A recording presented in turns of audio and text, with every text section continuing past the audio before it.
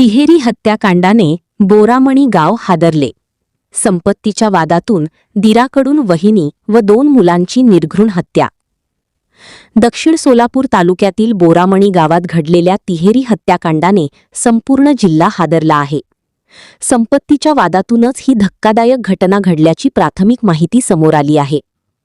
या घटनेत गायत्री सुधाकर मस्के वय 42, प्रिया सुधाकर मस्के वय 18 आणि शिवराज सुधाकर मस्के वय 16 यांची निर्दयी हत्या करण्यात आली आहे. या प्रकरणात पप्पू मस्के दीर याचे नाव संशयित आरोपी म्हणून समोर आले आहे.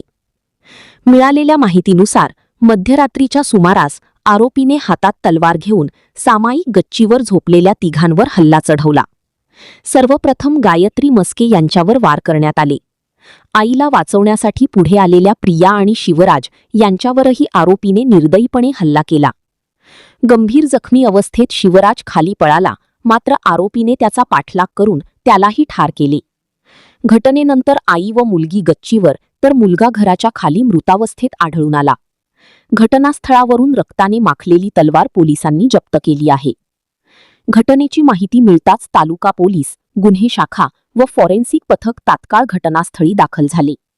पंचनामा व पुरावे संकलनाची प्रक्रिया सुरू असून तिन्ही मृतदेह पोस्टमॉर्टमसाठी शासकीय रुग्णालयात पाठवण्यात आले आहेत. मृत गायत्री मस्के या पतीच्या निधनानंतर 2 मुलांसह अत्यंत हालाखीच्या परिस्थितीत जीवन जगत होत्या. संपत्तीच्या वादातूनच हा दुर्दैवी प्रकार घडल्याचे प्राथमिक तपासात समोर आले आहे. या भीषण घटनेमुळे बोरामणी गावासह संपूर्ण परिसरात संताप आणि हळहळ व्यक्त होत असून पोलिसांकडून पुढील तपास वेगाने सुरू आहे. AR news Marathi, Rupesh Dolare, Solapur.